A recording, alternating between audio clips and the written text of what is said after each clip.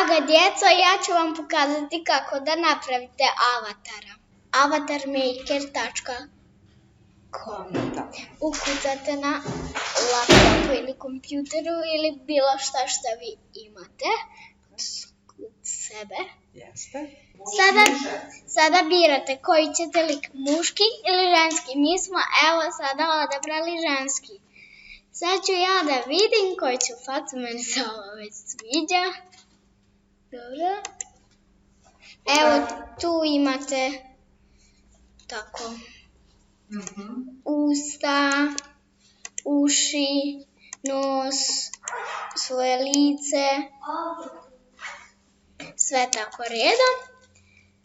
Sad mi možemo da biramo kosu, evo. Ja ću, na primjer, odabrati ovu kosu.